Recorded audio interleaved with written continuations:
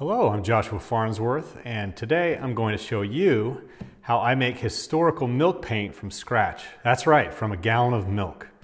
And I'll show you how to use it to paint this beautiful shaker bench.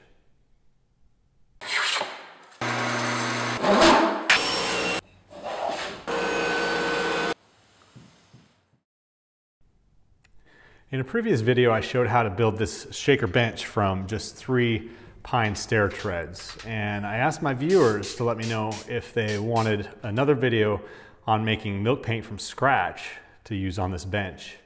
Well, I got a lot of positive responses, so here's the video.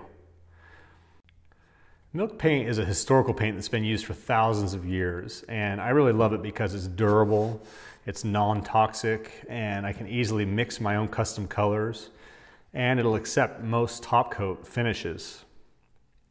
And lastly, it was a common furniture finish on 2 of my favorite styles of furniture, those being the shaker style and the colonial American style. I really love making provincial country style furniture, so this is perfect for me. In modern times, milk paint has again become popular, even on contemporary furniture, but most people can only buy it in powdered form. Powdered milk paint can be expensive, and it's only available online at some specialty hardware stores. Definitely not at any big stores. And no, the canned stuff from the big box stores is not real milk paint.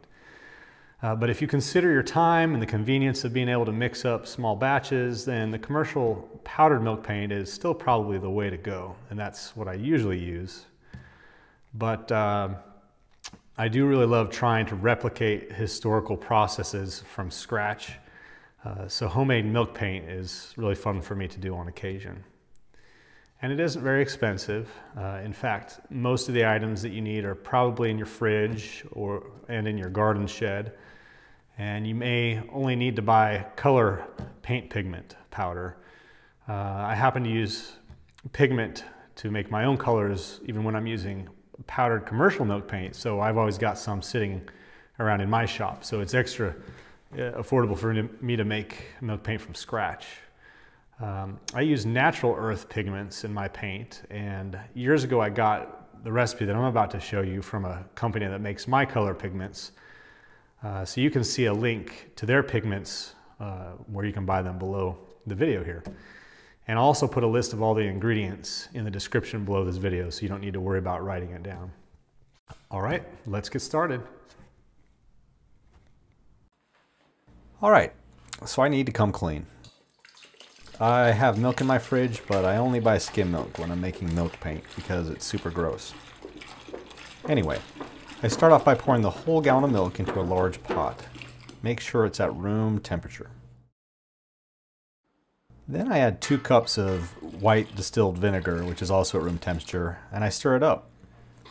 Then I let it sit in a warm room, and I don't touch it again for at least a few hours. Overnight is probably even better. You'll know it's ready when the milk is separated into curds and whey. The curds, or the quark mixture as it's called, has a lot of concentrated milk protein, which gives the paint its durability. Then I put a pasta strainer in the sink, and I lay a couple of layers of cheesecloth inside. I pour the curds and the whey into the strainer, and I give it some time to drain the whey. Next, I rinse the vinegar and whey off of the quark a couple times with the sprayer on the sink.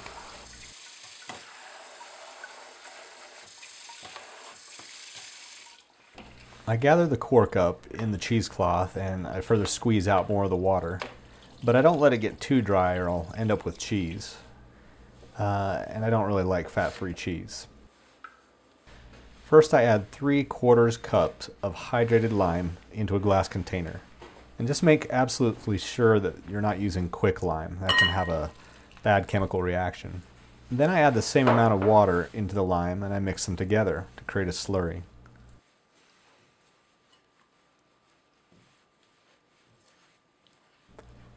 Eventually the mixture will become smooth with no lumps.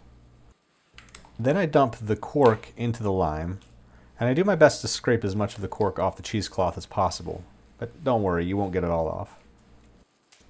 I mix this mess up for a few minutes until it's as smooth as possible. Then I let it sit for about 10 or 15 minutes just so I can let the lime further break it up.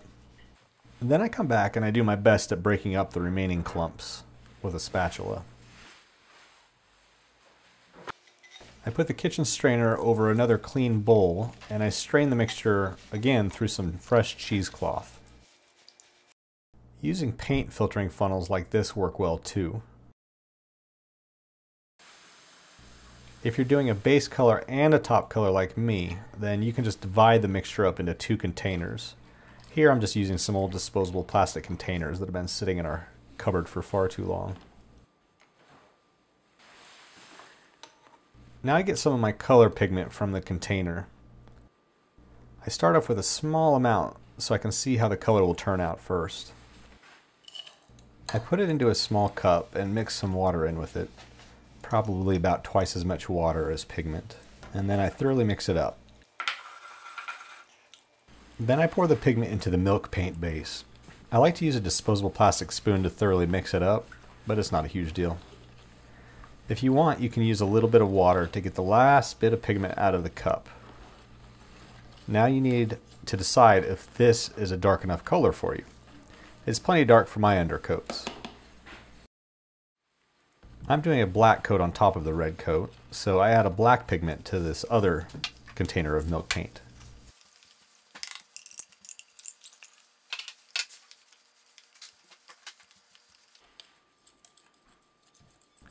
And this mixture doesn't look quite dark enough to me, so I added a bit more black pigment.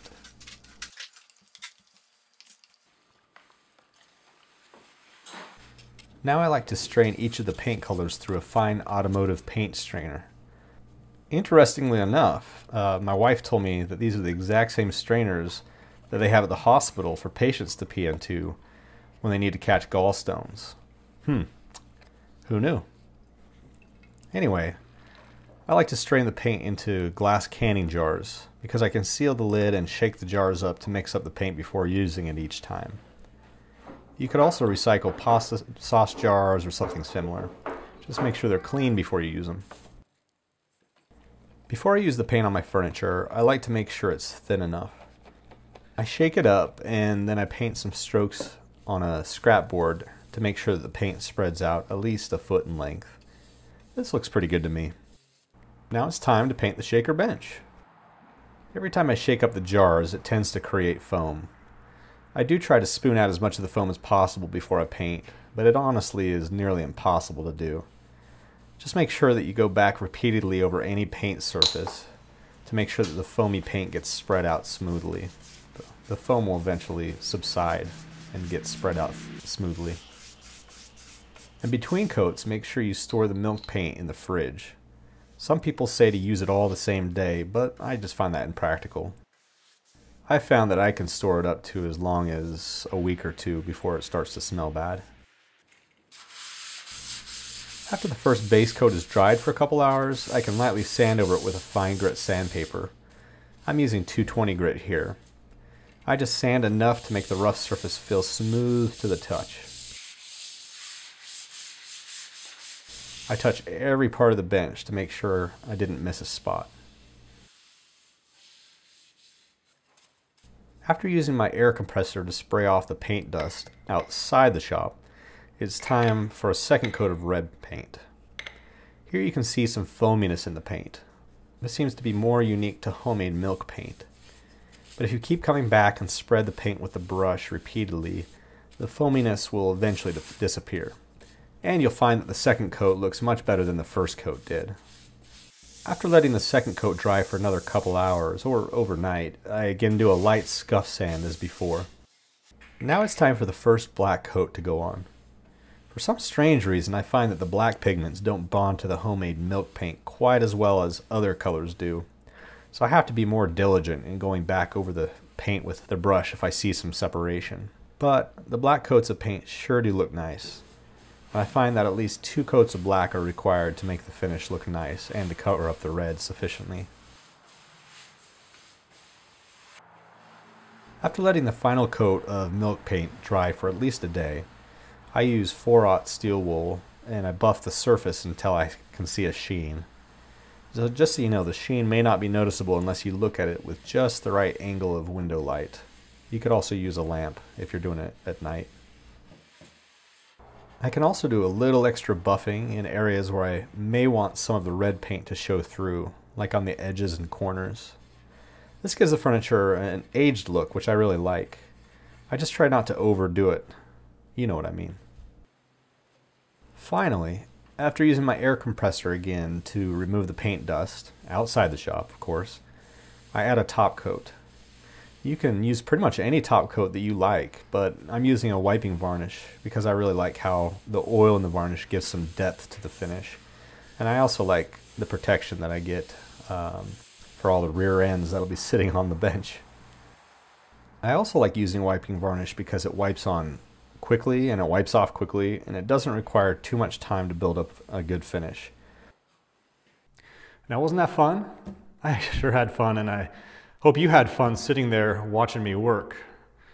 As I mentioned earlier, there can sometimes be a couple inconvenient drawbacks from using your own homemade milk paint, making it from scratch. And commercial milk paint sure is a lot more convenient when you've got a small project to paint and you don't want to have to use a whole batch of it. But it is fun using a finishing method that's been around since caveman times. And so if you're interested in trying out historical methods like I am, or if you just don't want to go hunting for powdered milk paint, then I hope you give this a try. It's really fun. So if you found this video to be helpful, I hope you'll give it a thumbs up, leave a comment, ask questions, and also consider subscribing to my channel. I release videos quite often, and I hope you can become a follower here. So thanks for watching.